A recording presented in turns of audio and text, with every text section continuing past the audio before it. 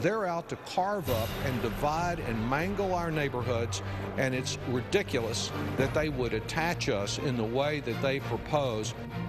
Welcome back to Session 11. Our Newsmaker returns to talk redistricting now. Josh, we just saw a clip from Congressman Doggett from last week's program. He says Travis County Congressman Lamar Smith and McCall are part of a group in Washington from Republican Party, want to eliminate him in the next election. Yeah, that's right.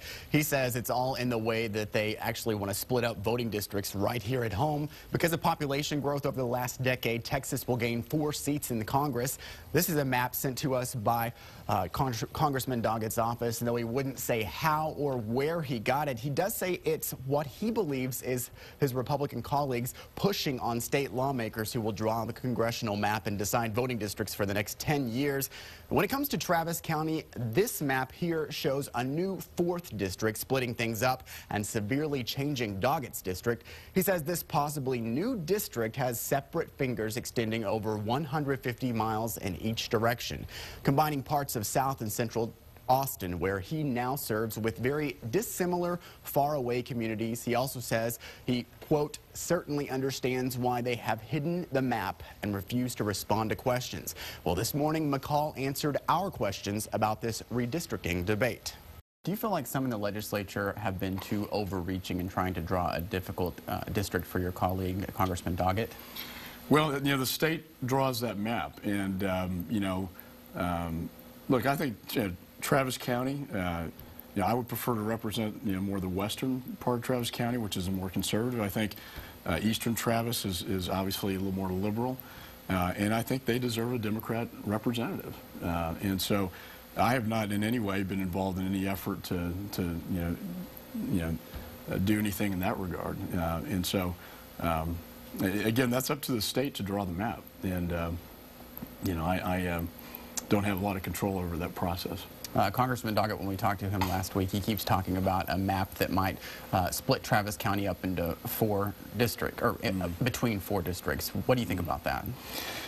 Again, I think for me, it just makes more sense. And I know that, I know the mood in Travis County. Again, I think it just makes more sense for me to represent the more conservative precincts in West Travis and for him to represent the eastern portion of Travis County. And I'd be fine with that. And so, again, I think what is the pressure point here is his amendment that he filed on the education, school finance. I was just meeting with some of the state senators, and they said if he wanted to be involved in school finance, he should have stayed in the state Senate. There's a lot of, I get along with them fine, but he has created some enemies for himself, I think, by filing that amendment that hamstrung the school finance process for the state. So I think that's working against him. Those are forces out of my control. That's in the State House and from the governor on down. I think he's created that problem for himself. Would it work if Travis County was in one district by itself? It has, in the past, that has happened.